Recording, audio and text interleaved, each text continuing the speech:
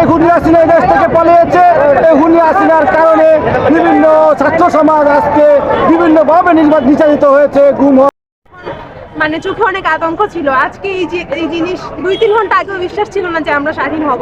আজকে যখন আমরা স্বাধীন হয়েছি, তা আমরা সবার প্রতি খুবই গর্বিত। দেশের মানুষ সবাই একসাথে এখানে নেমে এসেছে, আমাদের খুশি ধরে রাখার মতো না এটা। বিজয় হয়েছে, আমরা খুশি হয়েছি। আমি সিলেটবাসীকে বলবো, আপনারা শান্ত থাকেন, ধৈর্য ধরেন, কারো উপরে ব্যক্তিগত কোনো আক্রমণ, কারো বাড়িতে আক্রমণ, অগ্নিসংযোগ এগুলো করবেন না, এগুলো থেকে নিবৃত্ত থাকেন। যারা যারা অপরাধ করেছে তাদের তালিকা হবে এবং তাদের বিরুদ্ধে যথাযথ আইনি ব্যবস্থা নেবার জন্য আমার সেনাবাহিনী প্রস্তুত আছে।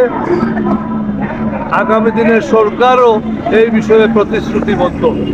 তো এখানে আপনারা ধৈর্যের সাথে সময় অপেক্ষা করেন। এখন এই মুহূর্তে উচ্ছৃঙ্খল হওয়া উচিত নয় কারো জন্য। সবাইকে ধন্যবাদ।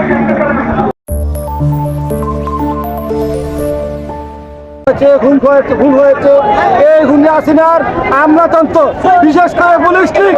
এই পুলিশ লীগ ছাত্র সমাজকে নষ্ট করেছে। আমাদের অদূর ভবিষ্যৎ প্রজন্ম যারা ছিল, এই শাহজালাল ইউনিভার্সিটি থেকে শুরু করে বিভিন্ন ইউনিভার্সিটির লেভেলে যত স্টুডেন্ট ছিল, এরা আগামী দিনের ভবিষ্যৎ ছিল। কিন্তু এই ভবিষ্যৎ এই ছাত্রদেরকে বিভিন্নভাবে গুলিবর্ষণ করে মারা হয়েছে। তো ইনশাল্লাহ এর বিচার বাংলা ছাত্র সমাজ অবশ্যই করবে এবং আমাদের বিষয় সুনিশ্চিত হয়েছে। ভালো থাকবেন, ইনশাল্লাহ।